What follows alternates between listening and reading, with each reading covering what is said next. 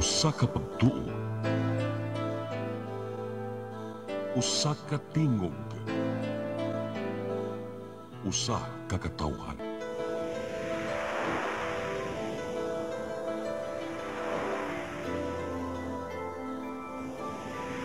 Cebu Catholic Television Network.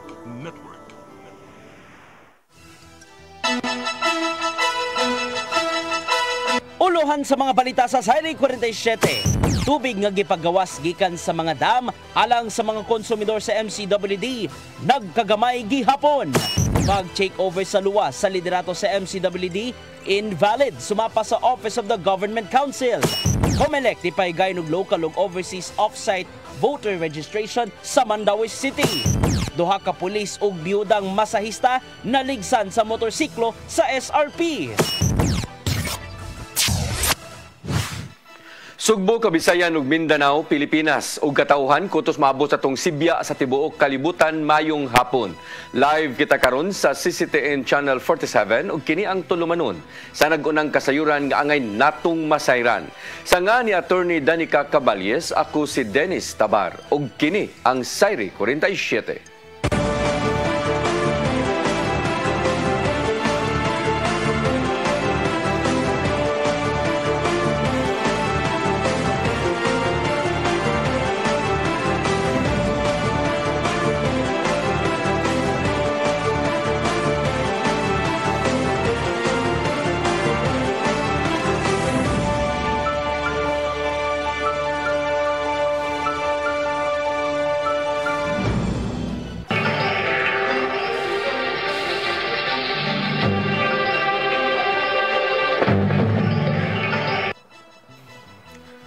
O karon sa kompletong detalye sa atong mga balita, water production sa mga dam sa MCWD padayong ni minus tungod sa kainit sa panahon, epekto sa El Nino phenomenon.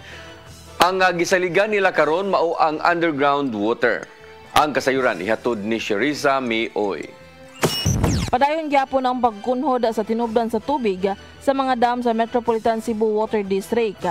Gipabalo ni MCWD Chairman Attorney Joey Daluz nga sa pagkakaroon niabot na ngadto sa 60,000 cubic meter per day ang kakuwang sa water production sa mga dam. Kini sama na lang sa lungsod sa Compostela nga zero water production na sila gikan sa 10,000 cubic meter matag adlaw nga unta ang water production niini. Hinungdan nga ubay-ubay ng kabaranggayan sa North District sa dakbayan sa Sugbo ang dili na maabtan og tubig. Production capability is 301,000 cubic meters. But today's actual production is 241,000 cubic meters. So we have a production deficit of 60,000 already. Nagpadayon na pong kainit, so taas na yun na itong deficit production, and this is due to first is a Clopan production from 30,000. Para sa ilang latest monitoring sa mga major dams sa MCWD, nga ana lang sa 6,000 ang cubic meter matag adlaw ang water production sa Clopan Dam gikan sa 30,000 cubic meter matag adlaw. Samtang 8,000 cubic meter matag adlaw ang water production sa Clopan Dam nga gikan sa 30,000 cubic meter per day. Gidugang ni Daluz nga sa pagkakaroon, ubas-ubas na gyud ang water surface nga kuhaan hinungdan nga nagsalig ka district nga dili na mosamot pa ang kagrabe sa kakuwang sa supply sa tubig dinhi sa Sugbo. Pinaagi kini sa gitinguha nila nga desilting sa Mananga River sa dakbayan sa Talisay ug Lusaran River sa dakbayan sa Sugbo. Atol sa panagsabot sa mga opisyal sa Kapitolyo ug MCWD, nakita nga nagkagrabe ang sitwasyon sa maong mga sapa. Mao nga kubkubon ang mga nagpundo nga lapok ug bas aron mas mukusog pa ang pag-aga sa tubig panahon sa ting-uwan. Muhatag si Governor Gwendolyn Garcia og special permit ilabi na sa Mananga River aron masugdan na ang desilting niini.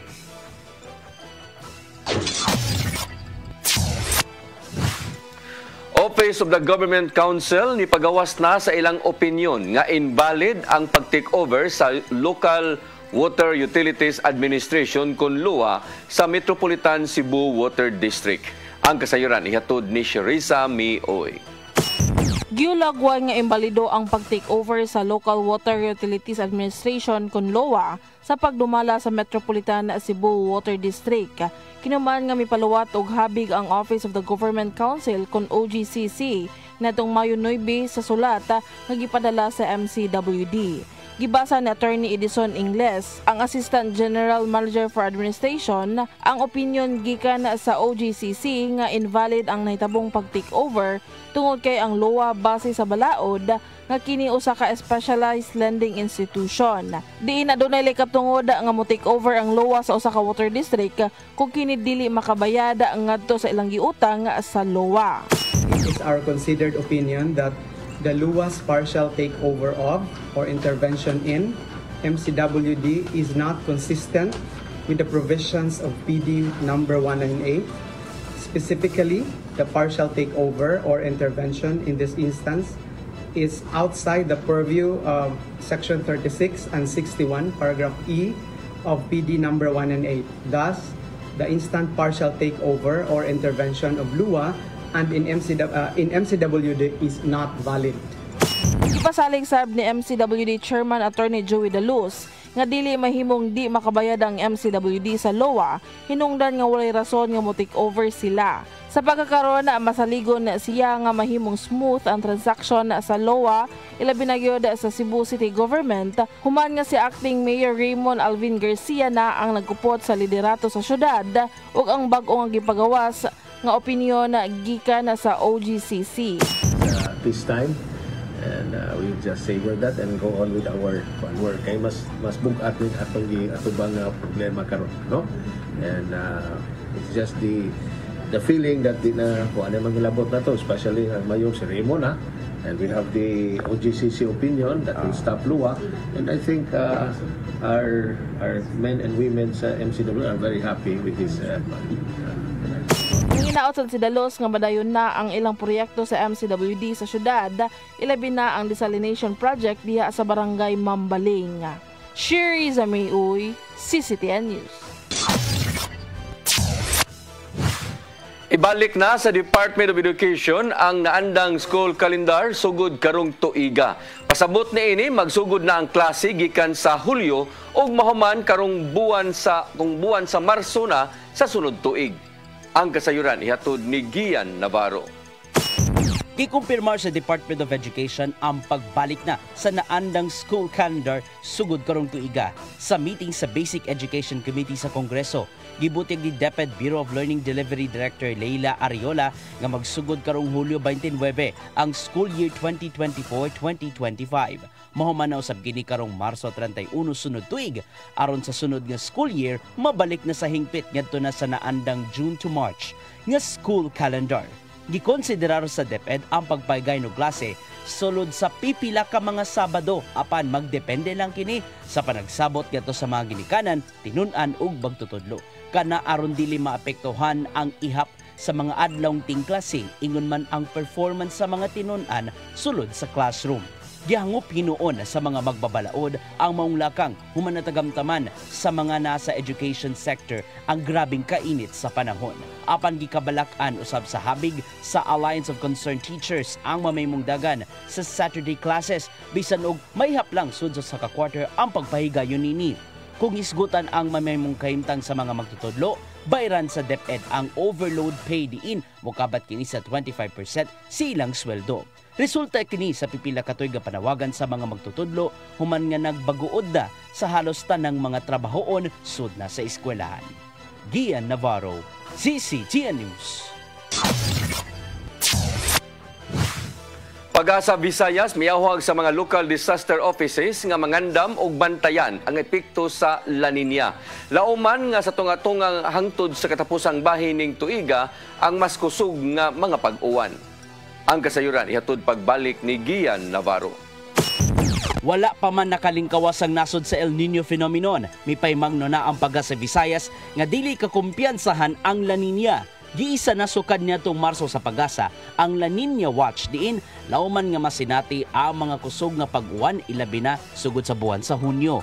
Gibuteg di Visayas PRSD Chief Engineer Alfredo Kiblat Jr. nga masinati ang kusog nga mga pag-uwan ubos sa La Nina ug hayan matagamtaman usab ang grabeng epekto nini karong katapusang quarter ning tuiga. Maong gipaalertuhan nila ang mga local disaster offices nga pangandaman ang epekto sa La Nina. Ilabi na nga masinati na ng panahon na ang mga pag-uwan nga mo resulta na sa pagbaha o pagdahili sa yuta. Ay natong pa-increasean ang capacity sa itong mga waterways para to avoid kaning overflow and of course kining para ma-reduce ang kining ito na runoff. Sulod sa La Nina period, laumang maigo sa Kabisayan ang mga bagyo hangtod na sa 60%.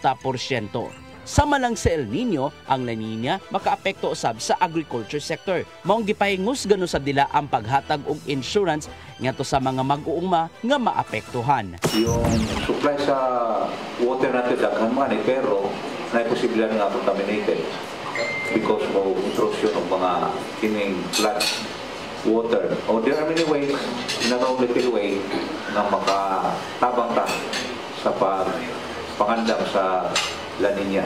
Painumdum karon sa Pag-asa sa mga local DRRMOs nga dili ka kumpiyansahan ang pagmonitor ngadto sa ilang palibot. Kini aron masiguro ang kaluwasan sa mga tao taliwag gyapon sa grabeng epekto sa climate change. Gian Navarro, CCTN News. Acting Mayor Raymond Alvin Garcia mibisita sa Cebu City Police Office aron makisayod unsa ang sitwasyon sa syudad sa Dakbayan sa Sugbo. Mando niya sa kapulisan nga ipatuman ang police visibility sa kadalanan. Ang kasayuran ihatod ni Arnold Bustamante. Human nakalingkod na sa katungdanan ni Cebu City Acting Mayor si Vice Mayor Raymond Garcia. Mibisita kini sa Cebu City Police Office aron diyang pakikitaan aga mga station commanders nakip na ang hepe sa kapulisan sa Dakbayan Sugbo na si Police Colonel Erneo Dalugdog. Atol siyang mensahe at tubangan sa mga pulis iyang labing unang mando ngadto sa kapulisan mao ang paghingusog sa Police Visibility Patrol. Tingguha sa Acting Mayor nga mabati sa katawhan ang presensya sa kapulisan diha sa kadalanan ilabi na sa mga lugar nga daghang mga tawo nga namuyo. I only have one marching order under my watch. We need to increase police visibility. We need beat patrols in every critical areas of the city, especially in crime-prone areas. Let your presence be felt in high-density areas, in establishments where Cebuanos do their business, in our schools, in our public places, especially in our busy streets. Human sa mensahe sa kasamtangan nga mayor sa siyudad sa Sugbo, nagpatawag kini command conference sa tanang opisyal sa kapulisan aron makisayod sa sitwasyon sa kriminalidad ug seguridad sa Dakbayan sa Sugbo. Matod niya nga kinahanglan nga makatutok ang PNP sa pagbatok sa illegal nga drugas tungod kay mao matod pa kini ang hinungdan sa krimen. Hinon matod ni Garcia nga dili nasusama kaniadto ang problema sa krimen sa Dakbayan Sugbo apan kinahanglan nga motutok gihapon ang kapulisan sa crime prevention apan niyang nabantayan nga naghinay-hinay na usab kinig balik karon. I need you to focus on areas of concern like drug trafficking. Kay mao niya ang kasagarang hinungdan sa mga gagmay o dinagko nga krimen dinhi sa atong syudad sa Sugbo. Alagang Police Colonel Erneo Dalugdog ang hepe sa kapulisan sa Dakbayan Sugbo. Iyang gibutyag nga ilana nga gibuhat ang mando ni Acting Mayor Garcia sanglit mao man usab kini ang programa ni Police Brigadier General Anthony Abilin ang hepe sa kapulisan sa Central Visayas. Matod ni Dalugdog nga dunay daghang mga beat patrollers nga makita diha sa kadalanan kani ang mando mao nga gawa sa ilang nga Police Visibility Patrol kinahanglan usab nga makiginabi sila og mga tawo sa palibot. Actually ginabuhat na ginato na kanang police presence or police visibility. So isa na siya sa mando pod sa ato ang kuan Regional Director diri sa Police Regional Office 7 si Police Brigadier General Anthony Abiliada Aberin na kinahanglang atog yung kinahanglang dili lang ko police aside sa kaning police presence, police visibility ma-feel sa community ang kanabang kuan, ang kanabang presence gud sa kuan sa atong mga kapulisan kinahanglan ilang istoryahon. So isa man na siya gud nga makapakuan kining ginatawag natong police visibility magbaba ang atuang mga krimen tungod sa deterrent factor siya. Iusab nga gipahibaw nga miubos ang crime volume sa syudad sa Sugbo sa unang quarter og 7.38%. Din sa Enero 1 hangtod sa Mayo 13, 2023, nakatala og krimen ang Dakbayan og 3,333, samtang sa susamang period karon tuiga nakatala lang sila og 2,769 ka mga kaso. Mato ni Dalugdog nga iyang gipahibaw ang acting mayor nga ilang gyud nga gipakusga ng police visibility ug kung dunay insidente mag-adjust dayon sila sa ilang deployment. Dako kayo ang pag-reduce sa ato ang 8 focus crime. Kay nakita nato dito na epektibo yun. From time to time, mag-adjust ta kung asa itong naay mga crime-prone areas, mag-adjust din ta sa itong deployment. Di pa rin ginoon ng acting mayor nga ihatag niya ang tibok suporta sa kapulisan sa Dakbayan alang sa malinaon ug luwas nga syudad sa Sugbo. Arnold Bustamante, CCTV. Gipahibaw ni Talisay City Mayor Gerald Anthony Samsam Gulyas nga kasamtangang naka-on-leave siya sa trabaho. Kini human nga gi-admit sa Tambalanan tungod sa iyang hilanat sukad pa niadtong Domingo og daghang impeksyon sa lawas. Mato ni Gulyas nga aduna siya mild pneumonia, kidney stones o nag-overfatigue. Mao nga gitambagan siya sa iyang doktor nga mopahuway lang una. Iyang gitudlo si Vice Mayor Choy Aznar isip acting mayor sa Talisay, samtang on-leave ang mayor hangtod karong Biyernes. Nangayo og pasaylo si Gulyas ilabi na sa mga kaslunon sa iyang buhatan ugmang adlaw.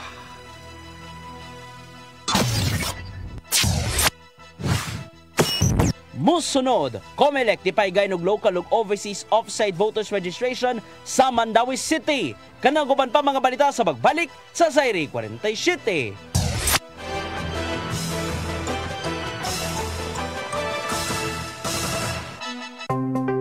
Discover the beauty of the Philippines.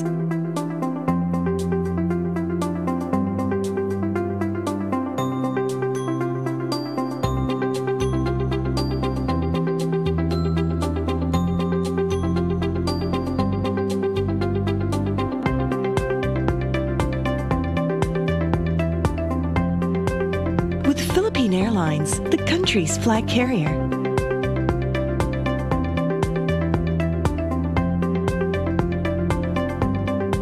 The airline that lets you feel the warmth of the nation.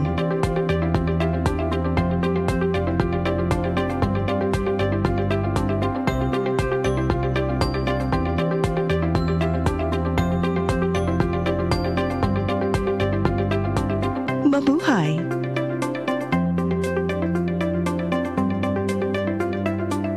Ako si Mr. Rudy Romares, electrical subcontractor ng maong building. Ani adto nga wala pa ko mogamit og koy sakit akong tuhod, iglakaw na ko, akong mga lutaha no. Labi na gikan ta sa overtime. Di sa ko ganahan mo kaon, nindot na ang resulta kay karon moagi ta sa rampa diha no, maglakaw ra jud ko. Mga batan-on nga mauwahin akong lakaw kay kusog na ko mulakaw tungod sa paggamit nako sa koy. So ay mo gamit sa koy kay nindot kay resulta. Daghang kay salamat sa koy herbal capsule. Barato na, epektibo pa. Koy Herbal Capsule.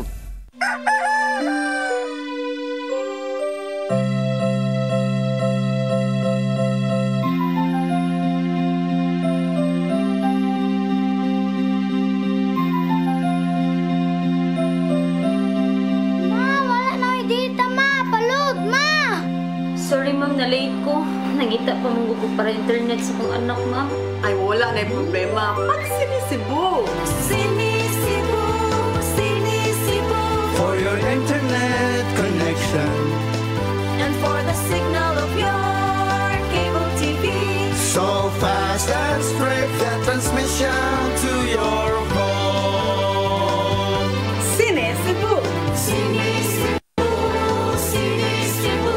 Offers you to have fiber optics For your viewing experience, perfect and clear, so fine. so great and affordable for you to enjoy.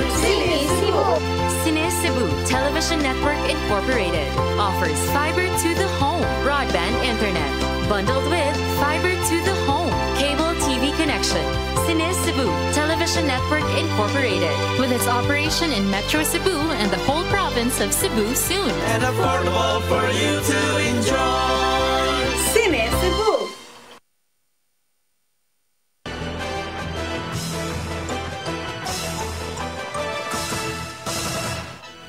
Balik sa atong mga balita. Commission on Elections ni pahigayon og local ug overseas off-site voter registration sa Mandawi City. Ang overseas online voting ipahigayon sa 76 ka embahada sa nagkadaiyang nasod. Ang kasayuran ni hatod ni Mary Rose Sagarino. Sa sports complex sa Amosop Siemens Hospital sa Barangay Umapad, Syudad sa Mandawi, gipahigayon ang local ug overseas off-site voter registration kaganinang buntag. Nipahigayon sa local registration ang COMELEC Mandawi pinanguluhan ni Attorney Ana Flor Guhilde. Samtang nipahigayon usab ang voter registration sa lugar ang COMELEC main office alang sa mga Pinoy nga mo abroad ato sa ipahigayon nga overseas voting alang sa 2025 midterm elections. Ang COMELEC nag-auhag sa mga OFWs, migrants ug dual citizens nga magparehistro ug moapil sa unang online voting. Si Attorney Michelle Francis Paredes ang panguso COMELEC Office for Overseas Voting nagkanayon nga nagpahigayon usab sa registration mao ang Department of Foreign Affairs. Nakigalayon usab ang COMELEC sa nagkadaiyang ahensya. Tinguha nila nga madugangan pa ang registrants alang sa ipahigayon nga unang overseas online voting. Kasi kailangan active. Bakit kailangan overseas voter ka, nakapag-rehistro ka? Kasi kung halimbawa nag-abroad ka nga, pero ang database na sa local, wala ka sa database ni COMELEC, hindi ka makakapag-avail. And one thing more about that is we require that you must be an active. Ibig sabihin, may biometrics ka. Na katulad ng nakikita ninyo sa ginagawa natin ng local and dito sa overseas sa likod natin, kinukuha na ng biometrics yan. Kasi purpose natin yan for verification and authentication. Ang online voting ipahigayon sa 76 ka embahada sa nagkadaiyang nasod. Or mga embahada, may mga bansa rin siya. Kumbaga hindi lahat, may mga 17 na mga posts or embassies na naiwan, in a sense na may mga kinonsider tayo. Una is yung mahina ang internet connection sa mga bansang to. Pangalawa, yung gobyerno mismo ng bansa nyo does not allow online voting. So wala kami magawa doon eh. Kinahanglan lang nga magdaog passport alang sa mga seaman nga walay balido nga pasaporte. Mahimong magpakita sa ilang Seafarer Identification Record Book. Kung magmalampuson ang overseas online voting, giingon nga ang online voting ipatuman unya sa tibuok Pilipinas. Magiging successful tayo nito, magiging available din dito sa atin, sa local. Kung iisipin mo, ang COMELEC during the time of Chairman Garcia started last election one small step para sa mga senior citizen early voting. Now we will be doing it this election. So kailangan i-pilot yung mga magiging project para alam natin kung ano yung magiging problema. Pag ginawa na natin nationwide, may solusyon na ang lahat. Hindi tayo papalpa. Mary Rose Sagarino, CCTN News. Gipaibalo sa Department of Budget and Management nga madawat na sa mga empleyado sa gobyerno ang ilang mid-year bonus sugod karong Mayo 15. Gipainumduman ni DBM Secretary Amena Pangandaman ang mga ahensya nga ihatag na ang maong bonus sulod sa gitakdang panahon ubos sa kasamtangang mga lagda. Madawat sa mga kwalipikadong empleyado sa gobyerno ang maong bonus nga mokabat sa usa ka buwan nga sweldo. Kinahanglan na dunay satisfactory score sa katapusang performance rating period aron makakuha sa mid-year bonus. Apil sa mga makadawat niini ang mga regular, casual o contractual nga mga empleyado sa mga buhatan sa gobyerno.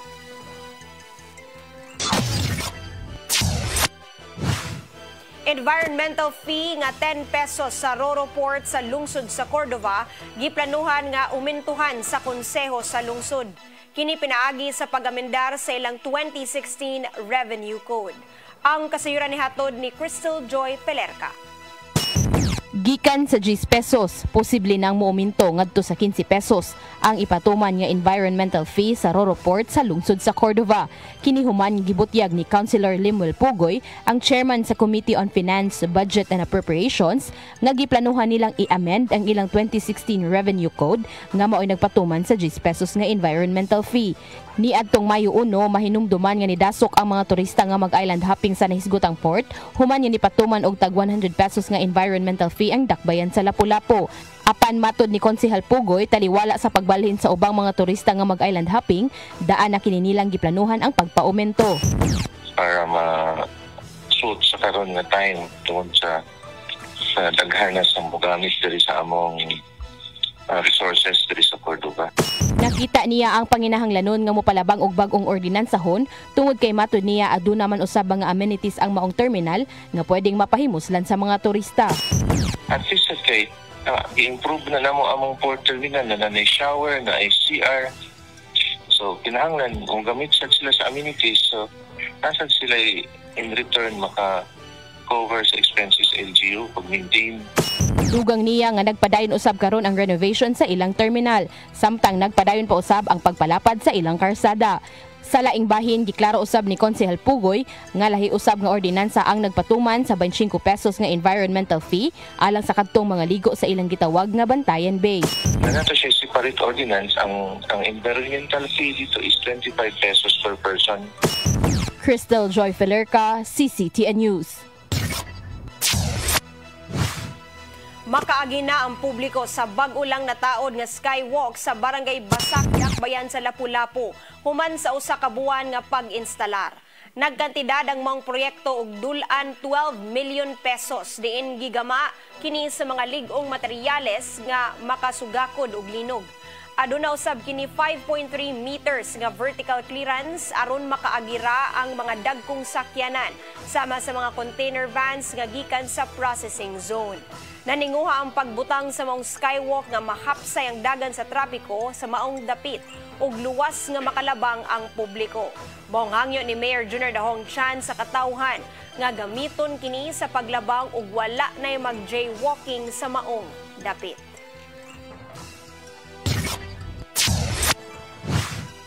Mas gipahugtan na ang pagpili og mga beneficiaries alang sa Sugbo Negosyo Season 3.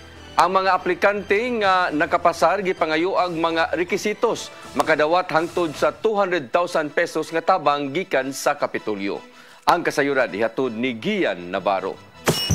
Gibutyag sa sakop sa Tactical Working Group Committee nga mas gipahugdan na ang pagpatuman sa Sugbo Negosyo Season 3. Itandi sa kanyatong edisyon nga gipahaom sa pagpabangon sa negosyo human sa krisis ang bag-ong hugna sa Sugbo Negosyo na ninguhang makakita o mga future world-class nga negosyo sa lalawigan. Gibutyag ni Bukal Glenn Anthony Soco nga nangita ang Kapitolyo og mga panginabuhian nga ilang ikapasigarbo sa probinsya ug sa nasod. Ang matag sakop sa hunta adunay tag 25 ka mga slots nga ihatag ngadto sa mga panginabuhian nga tabangonon, samtang 75 slots usab ang alang sa Office of the Vice Governor.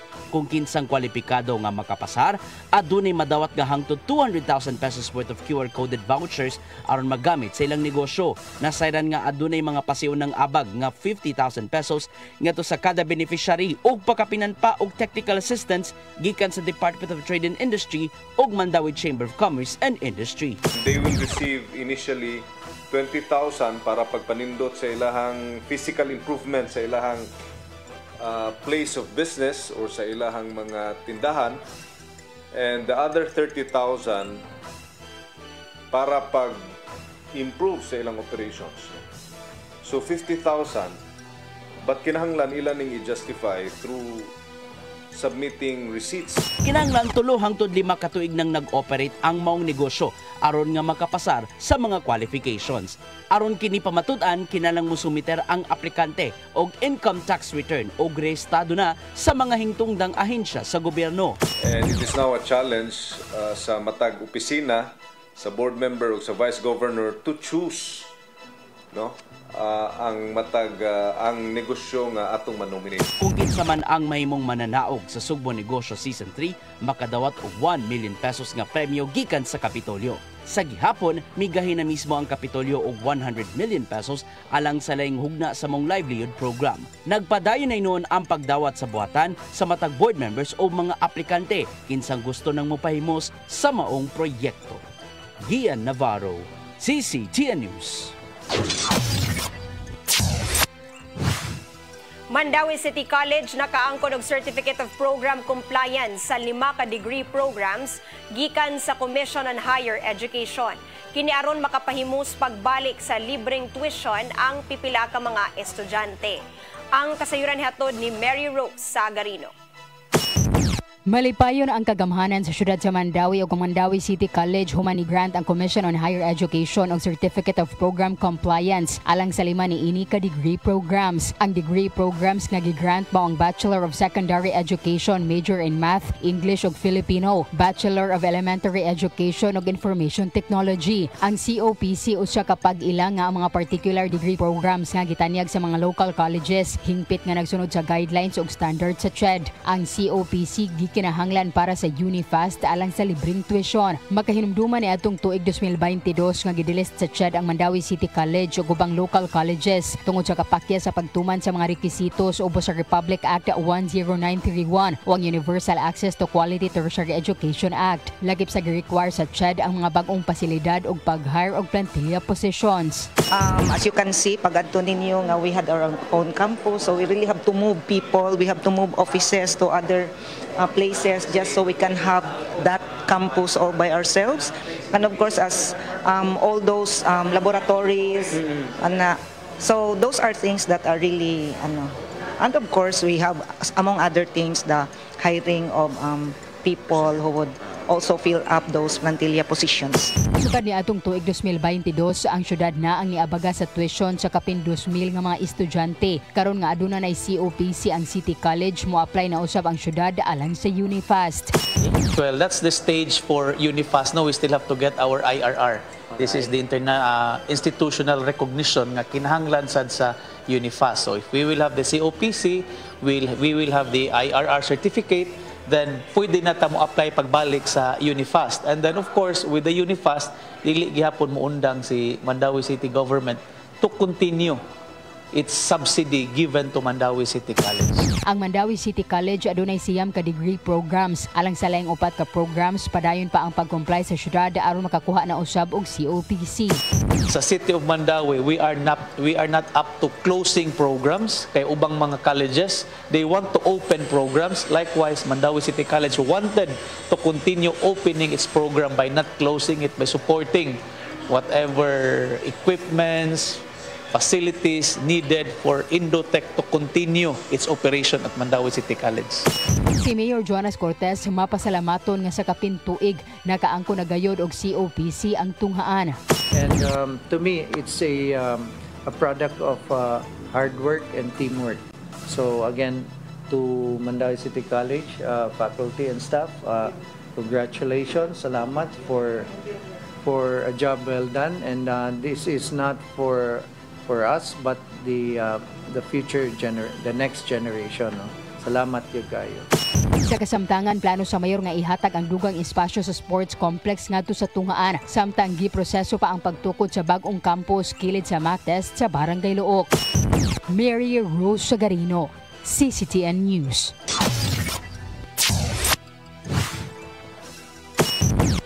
Musunod, duha ka pulis ug biyudang masahista naligsan sa motorsiklo sa SRP. Kanaw guban pa mga balita sa pagbalik sa Sayri 47.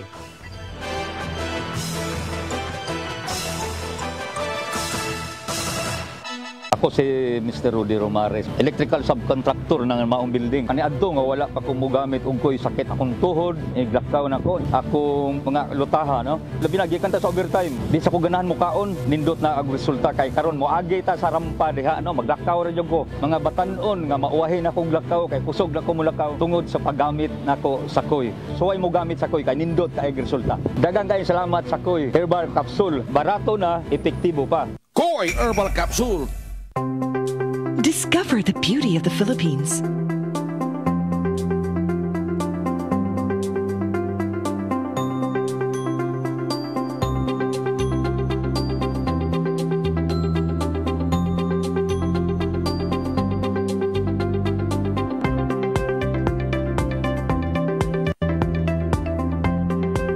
With Philippine Airlines, the country's flag carrier.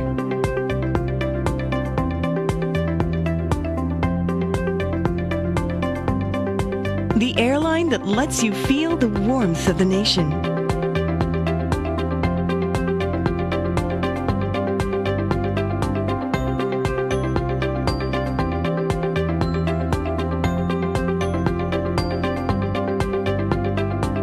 Mabuhay!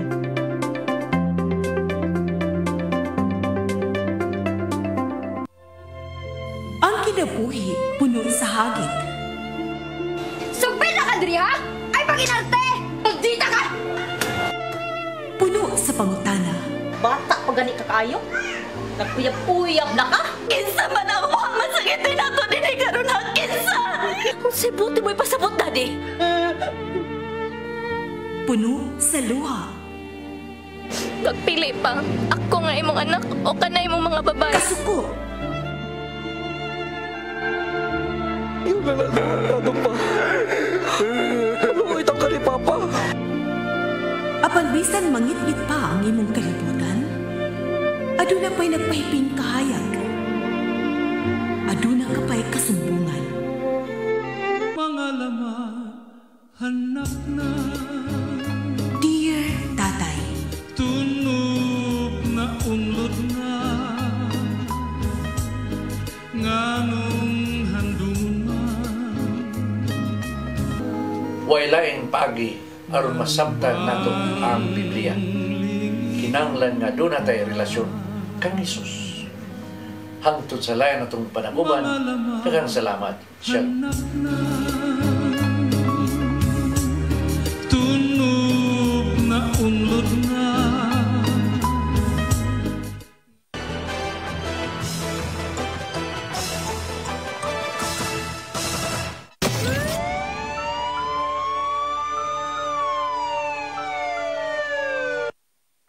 Balik sa atong mga balita, duha ka pulis ug usa ka byuda nga masahista naligsan sa usa ka motorsiklo nga gimaniho sa usa ka lalaking hubog. Usa sa duha ka pulis giingong nabalian gyud sa iyang tiil. Ang kasayuran ihatod ni Arnold Bustamante.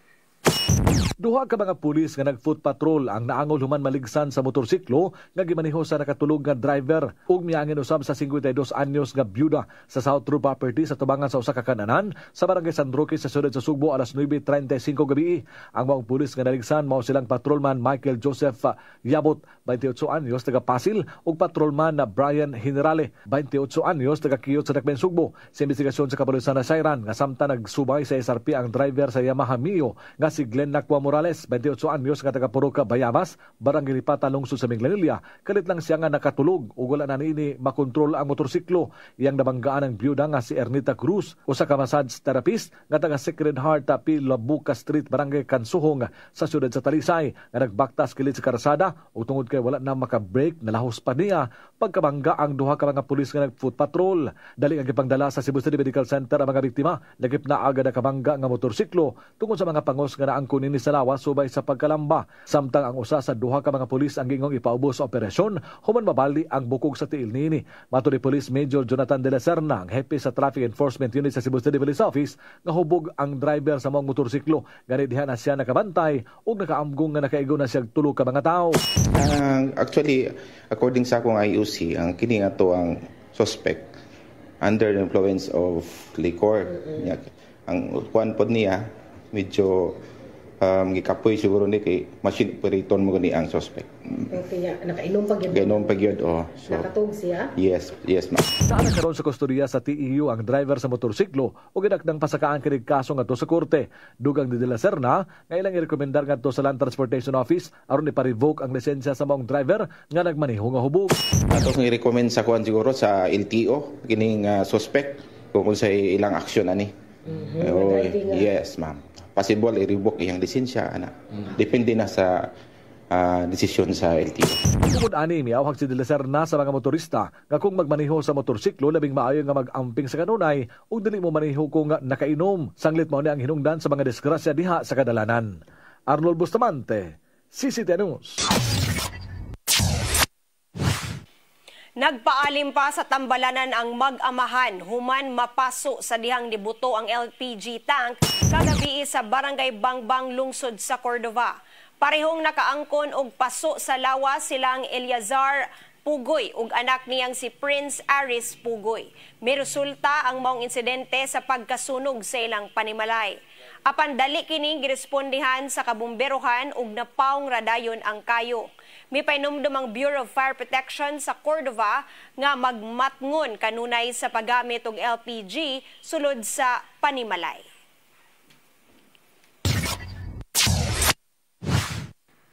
Samtang nakaplagang patay ang usa ka lalaki human natanggong sa kanal sa daan Alupis, Barangay Kalamban, Indakbayan sa Sugbo karong hapon.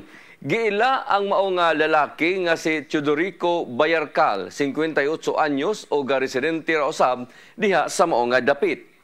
Nakita sa pasiunang investigasyon sa mga otoridad nga ni voluntaryo si Bayarcal paglimpyo sa maong kanal. Sa iyang paglimpyo, wa hinuon damha sa lalaki nga daghan pa diay og tubig og nahimutang sa culvert og didto na siya natanggong.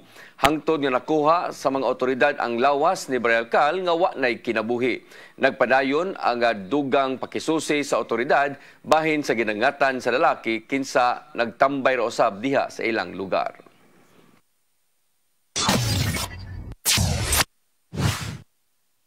Kadto naglangkob sa atong mga balita sa Sayri 47, ako si Dennis Tabar. Ako si Danica Caballes, hangtod ugma sa inyong paboritong tulumanon.